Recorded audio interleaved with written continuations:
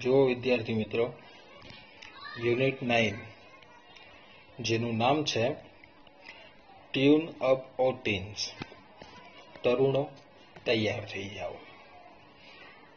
તો વિદ્યાર્થી મિત્રો, ગયા વિડિયો લેક્ચરમાં આપણે બે અલગ અલગ સ્ત્રીઓની સમસ્યા વિશે જોયું હતું કે પહેલી સ્ત્રી જેનું નામ હતું વિરાજ ત્રિવેદી, તેની સમસ્યા કંઈક એવી હતી કે તેનો પુત્ર શાલિન 9મા ધોરણમાં ભણે છે અને તે રમત રમવામાં અને ટીવી જોવામાં પોતાનો મોટા ભાગનો સમય વેડફતો હતો અને તેના લીધે તેના ભણવા ઉપર અસર પડતી હતી.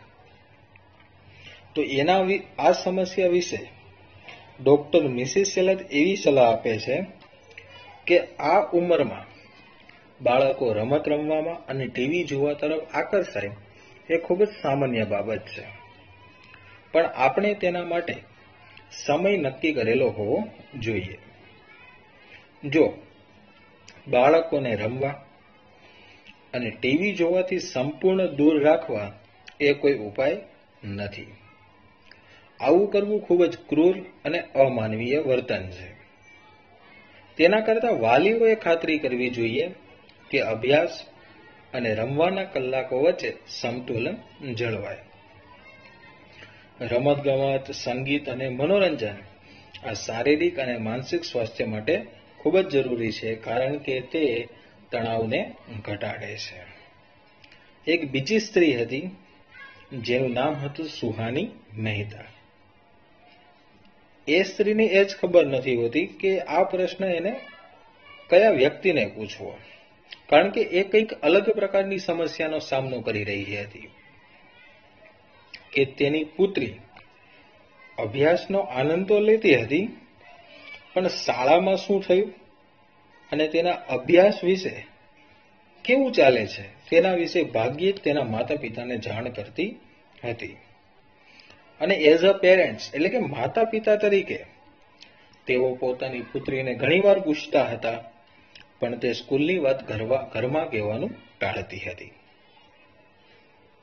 એટલે અનુજ એને એવું કહે છે કે આપણે આ પ્રશ્ન ડોક્ટર મકેને પૂછવો જોઈએ, કારણ કે બ્રિટિશ માતા પિતા તરફથી તેમને ઘણીવાર આવા પ્રકારના પ્રશ્ન પૂછાતા હોય છે. તો એના જવાબમાં ડોક્ટર મકે એવું કહે છે કે જો તમારું બાળક તમને શાળામાં જે કંઈ થયું છે તે બાબતે નથી કહેતું, તો તેમાં માત્ર બાળકોનો વાંક નથી, પણ એમાં વાલી અને બાળકો બંને જવાબદાર છે.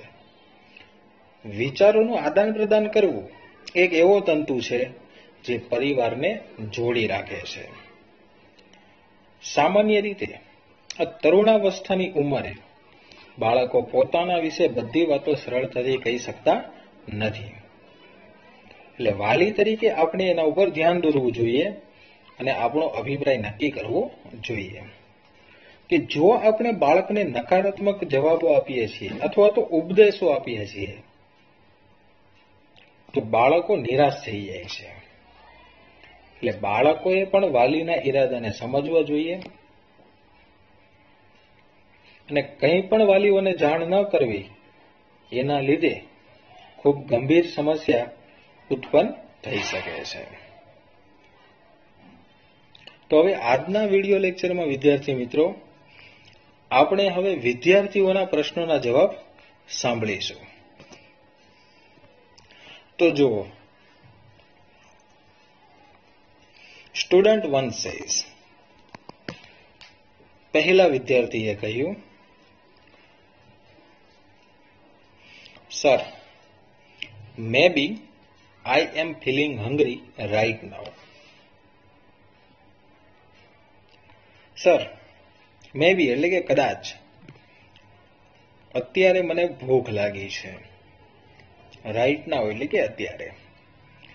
Because my parents don't allow me to eat what I enjoy. કારણ કે મારા માતા પિતા મને જે ભાવે છે તે ખાવા દેતા નથી. Anuj says, I think this question is obviously for the dietitian.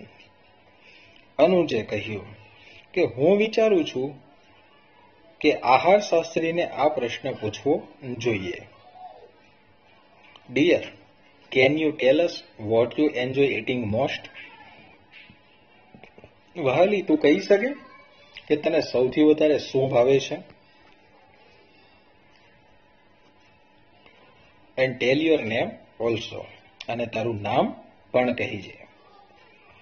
તો એના જવાબમાં શું કહે છે student 1? My name is Priyanshi. મારું નામ પ્રિયાંશી છે. And oh madam, I love pizza with double cheese. અને મેડમ, મને ડબલ ચીઝ વાળા પીઝા ખાવા ખૂબ જ ગમે છે. Die for dabeli with butter or cheese. કે માખણ અને ચીઝ વાળી દાબેલી જોઈને મારા મોંમાં પાણી આવી જાય છે. Dream for burger. મને સપનામાં બર્ગર આવે છે. My favorite pastime is crunchy wafers with cold drinks. Free time એટલે કે પાસ્ટ ટાઈમ એટલે કે નવરાશનો સમય. કે નવરાશના સમયે હું કોલ્ડ ડ્રિંક સાથે કરકરી વેફર ખાઉં છું. ક્રન્ચી વેફર એટલે કે કરકરી વેફર ખાઉં છું. But my mom serves me hospital ખાના. પણ મારી મમ્મી મને હોસ્પિટલ જેવું ખાવાનું આપે છે, એટલે કે એકદમ ફિક્કું ખાવાનું આપે છે. Is there any relation between studies and the food I eat? કે હું જે ખોરાક ખાઉં છું તેને અને ભણવા વચ્ચે કોઈ સંબંધ છે? I really wonder. મને ખરેખર આશ્ચર્ય થાય છે. વન્ડર એટલે કે આશ્ચર્ય. તો એના જવાબમાં ડોક્ટર શ્રોફ શું કહે છે? Priyanshi, you look real foodie.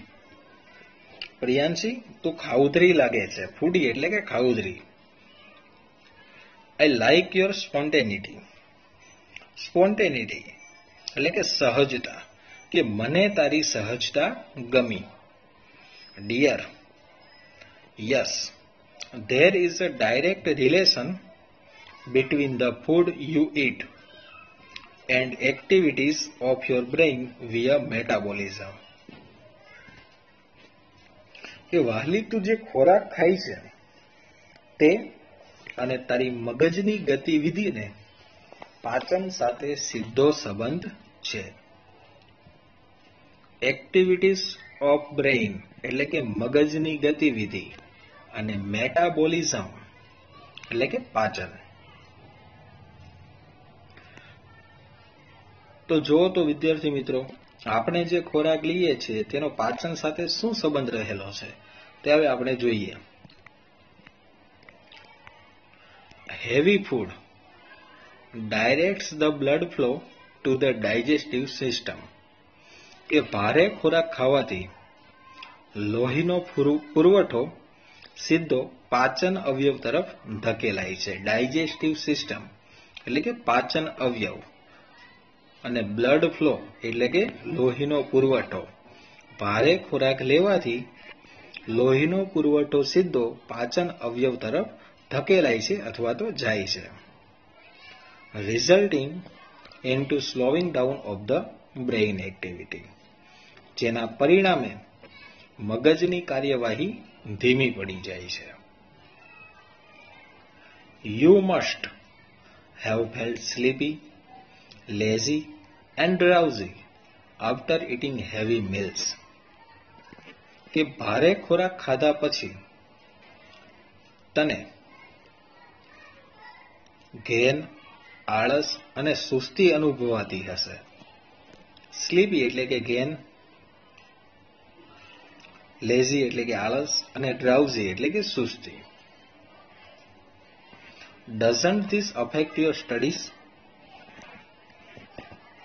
તેની તારા અભ્યાસ ઉપર અસર નથી થતી.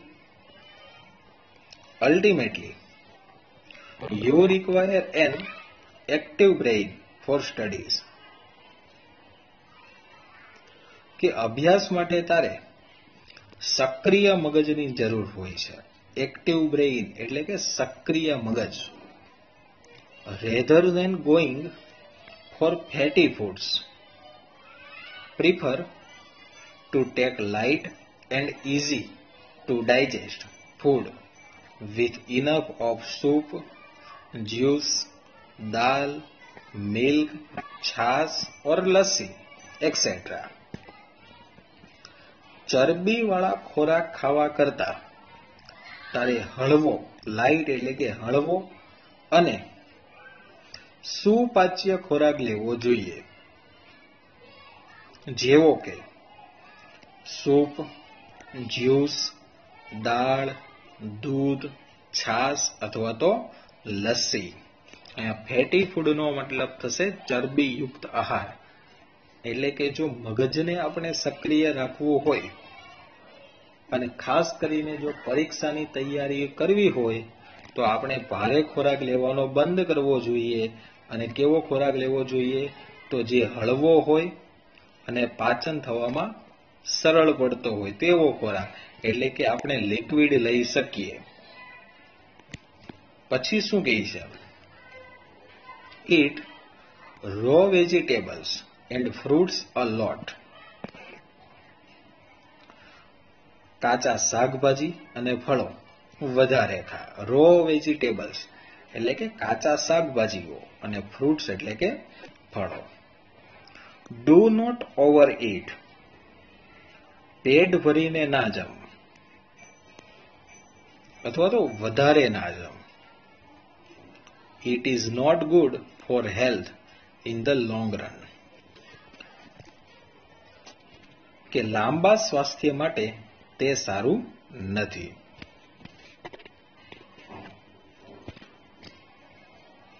Remember, the student who eats light become bright.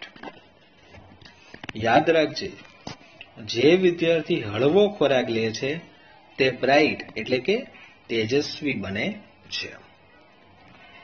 તો વિદ્યાર્થી મિત્રો, આજના વિડિયો લેક્ચરમાં આપણે અહીંયા સુધી રાખીએ છીએ. બાકીનો પાઠ આપણે આગલા લેક્ચરમાં ભણીશું.